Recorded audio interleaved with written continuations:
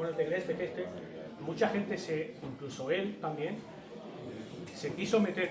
Por poner un ejemplo, ¿vale?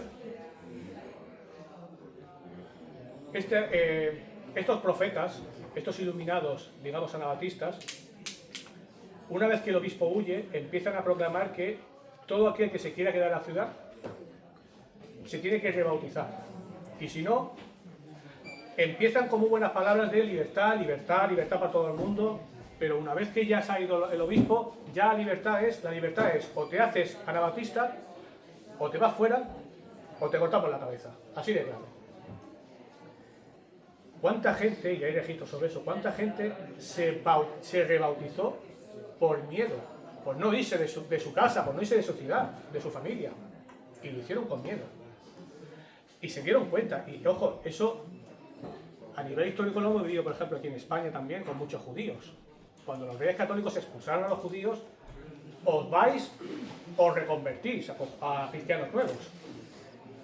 Muchísimos judíos se cristianizaron por quedarse, pero dentro de la casa practicaban sus rituales. Ahí empezó también a originarse una cosa que es lo de la matanza de los cerdos. ¿Vale? No sé si sabéis eso, pero la matanza de los cerdos, cuando se puso a hacerse pública, era eso y otras cosas más, era para saber si los judíos, los cristianos nuevos, que eran los judíos de antes, comían cerdo. Entonces, si no lo hacía, daban asco. Ah, amigo, tú me has engañado. La Inquisición. A la Inquisición. Claro. Es decir, es verdad cómo se deja a la gente arrastrar por ese tipo de cosas. Y lo que ocurrió allí fue exactamente eso. Unos delirios de gente que en principio no tenían ni... Yo te digo que los principales líderes anabatistas, que eran Jean Baptiste, que era un panadero, que de un día para otro Dios hablaba con él. Y después había otro personaje, más loco aún todavía, que era Jack Bokerson, que... Una cosa que es un hecho histórico. Jean Baptiste se hace el principal líder de allí. El obispo con el ejército empieza a bombardear, a intentar cansarlo a bombas, a cañonazos. Bueno, pero los cañonazos de la época, claro, lo que podía hacer. Y este hombre de un día para una mañana, estaba ahí a cañonazos, dice que habla con Dios y que tiene que salir con 12 personas fuera de las murallas a luchar contra 30.000 personas. Porque está con Dios. Obviamente, pues en cuanto salió, pues duró un peo. Bueno, pues el segundón de él, que para mí es un personaje mucho más interesante, es Jack Bokerson de Leiden, que luego se autoproclamó rey de la Nueva Jerusalén y ya dejó de llamarse Jack Bokerson, ya era Jack Van Leiden. Este tío era lo que he dicho antes de yo me voy con el mejor postor. A ver. Y era un hombre que también le gustaba muchísimo el teatro. De hecho, se fue a Londres, le gustaba mucho interpretar. Y encima era muy guapete. Se ligaba a todas las mujeres.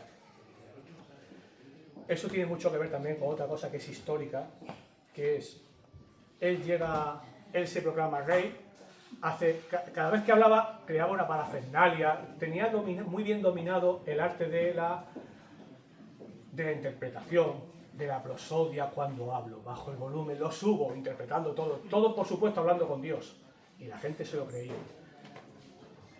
Este hombre, por ejemplo, hizo una cosa que es proclamar la poligamia, pero siempre con los anabaptistas, con ellos y con la milicia.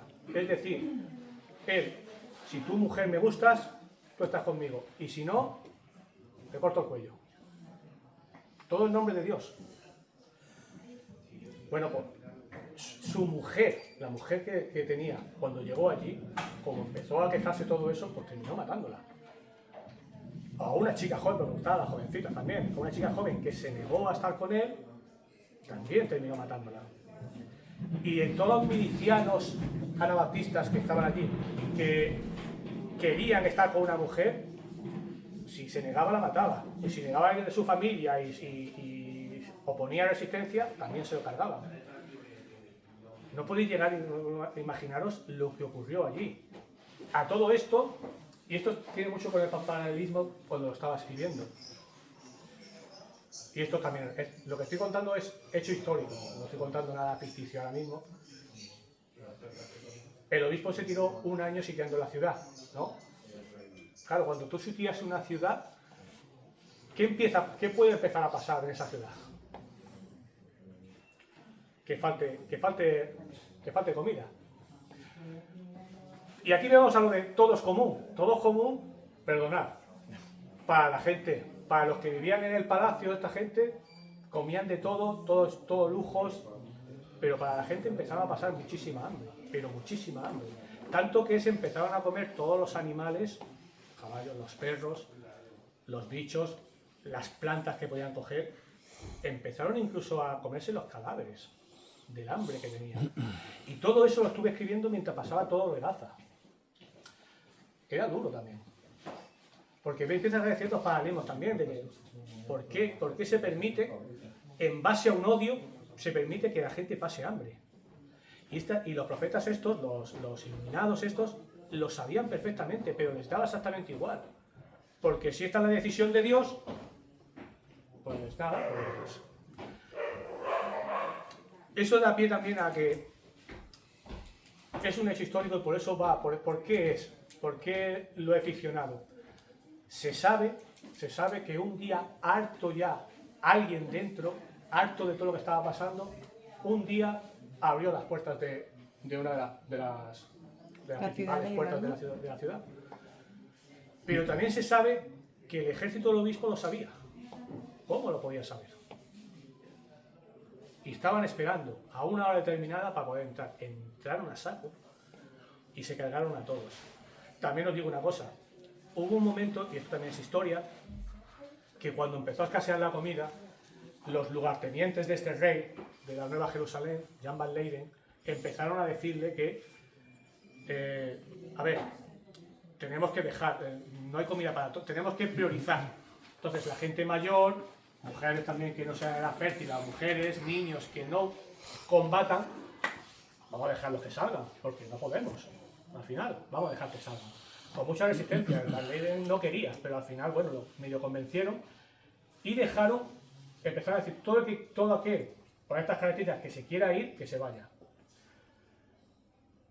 Miles de personas decidieron abandonar ya la ciudad, claro. ¿Qué pensáis que hizo el obispo católico cuando salió toda esta gente?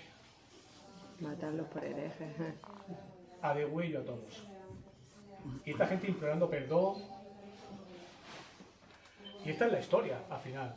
Da igual lo que creas, lo que no creas. Esta es la historia. Pero a mí me dio pie a... ¿Por qué sabía el obispo que iban a entrar? ¿Quién abrió la puerta? Eso, que son esas lagunas, hacen que al final decidiera que fuera una novela. Aparte de que a mí lleva mucho tiempo que quería hacer novela. Sí. Bueno, ya para ir terminando, Jorge, hay que tener en cuenta una cosa también, ¿no? Cuando hablamos de esta época, tenemos que entender lo que es la reforma de Lutero.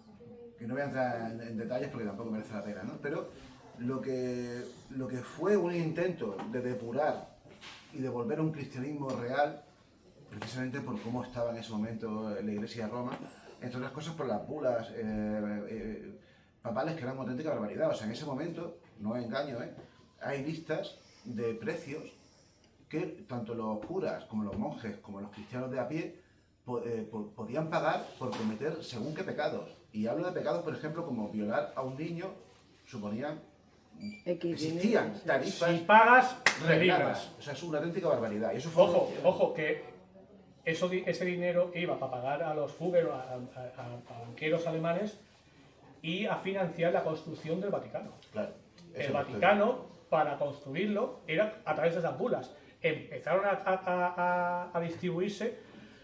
Si pagas más, todos tus pecados están libres. Claro. Incluso puedes cometer pecados si lo pagas previamente. Pero lo curioso de eso es que el movimiento de Lutero, luego de Calvino y de otros 4 líderes protestantes más, que en principio iba a depurar el cristianismo, se acabó convirtiendo justo en lo contrario. Que también suele pasar esto, ¿no? Y esto tiene mucho que ver, por ejemplo, con el proyecto de investigación de Raquel con el tema de las brujas, ¿no? Cuando se habla, por ejemplo, de la persecución de las brujas en Europa, por culpa de Inglaterra y por culpa también de Alemania, con países con los que nos enfrentamos precisamente, porque España se convirtió en el paladín principal del catolicismo y luchó contra ambos. Uno porque se hicieron anglicanos en Inglaterra y otro por el protestantismo en la guerra de religión de Sacro la Imperio. Edad Moderna. Sí. Se empezó a difundir una idea muy equívoca sobre España y sobre la persecución de brujas en España. En España apenas se quemaron brujas, realmente. Se quemaron bastantes judíos, se quemaron bastantes moriscos también, se hicieron muchas barbaridades, pero brujas realmente no. Pero donde sí se quemaron brujas de una forma sistemática y brutal fue en esta zona, en Alemania. Y fue en muy poco tiempo después de esto, de esta época, ¿no? Y hay una cosa muy curiosa que muestra hasta qué punto esa población llegó no solamente en másters, esto es un caso concreto y especialmente paradigmático, pero es toda la región de lo que sería la Alemania actual. Llegaron a tener, y Raquel lo cuenta muy bien en el libro, campos crematorios, tenían hornos crematorios ensayados para quemar brujas. Es decir, ya empezaron los alemanes a aprender de sus tecnologías para quemar gente en el siglo XVI. Y es realmente brutal, porque sistemáticamente se dedicaron a eso. No sabemos cuántas brujas quemaron en Alemania, pero hay cifras que van de 30.000 a Se saben, 50.000. sí, 25.000, pero son... Claro, no se sabe. Hay información perdida, Y 25.000. simplemente por eso, por tal. Pero hay un aspecto muy importante, ¿no? Que para entender quizás por qué triunfó esto allí, es porque hay una diferencia muy grande, que también tiene mucho que ver con el auge del cristianismo evangélico ahora mismo en países como Estados Unidos. Y es que, como ustedes saben, el catolicismo centra toda la esperanza de los creyentes en la vida después de la muerte. Esta vida realmente es como un tránsito que hay que pasar y hay que centrarse en eso, que es lo que importa, ¿no? Sin embargo, tanto los protestantes como los evangélicos le dan mucha importancia a la acción de Dios en el día a día y sobre todo, y esto es lo curioso, la acción del demonio. Y eso es lo que el miedo que provoca a esta gente, no solamente el miedo a las consecuencias, a la ira de Dios, sino también el miedo a que y si estamos siendo seducidos por el demonio, ¿no? Era una tensión brutal la que esta gente llegó a vivir, los protestantes. De hecho, cada vez que había el propio Papa con Lutero y todos los reformadores, siempre cada vez que tiene una discusión entre ellos, eres el demonio. Claro, Siempre es el claro. Tú eres el demonio, no, tú eres el demonio. Y era así, para convencer a sus feligreses de que el demonio era el otro. Claro, y eso es curioso porque aquí volvemos a un nuevo paralelismo, ¿no? Hace unos cuantos días el secretario de Defensa de Estados Unidos, que se llama así como el ministro de Defensa en nuestro país, un tipo absolutamente muy letrado que ha llegado allí y que la única experiencia que tiene es ser un soldado raso en Irak, en la Segunda Guerra de Irak, directamente hablaba en esos términos ante la prensa. Hablaba de que lo que están haciendo ellos es una cruzada contra las entes demoníacas que están controlando el mundo y se refería a la guerra de Irán. Es el que quiso decir lo de Pulp Fiction. Sí. ¿Lo habéis visto? Sí. Estaba hablando de un texto supuestamente bíblico y estaba copiando. ¿Quién le pasó a este hombre? El guión de Era el guión de un Tarantino. texto de Pulp Fiction. Sí. Pero claro, ese es el problema, ¿no? Que de verdad tenemos que hacernos ver quién está dirigiendo ahora mismo lo que está pasando en los últimos tiempos en el mundo, ¿no? Y ya, Jorge, ya para terminar un poco, hay una cosa que sí me gustaría plantearte. Como no habéis leído la novela, pues no lo sabéis, pero en la novela no hay un protagonista, es una novela coral. Y eso, de verdad, si hacer una novela ya de por sí es difícil, hacer la coral es mucho más complicado, porque son muchos los personajes, muchos los protagonistas. Y cuesta, es difícil hacerlo porque, claro, no hay una novela que uno empatice con el personaje protagonista y siga su trayectoria, ¿no? El viaje del héroe. Pero aquí hay otra historia, ¿no? ¿Por qué elegiste ese camino? Pues aquí tengo que decir que la idea original era comenzar con un protagonista. Pero luego empecé a ver que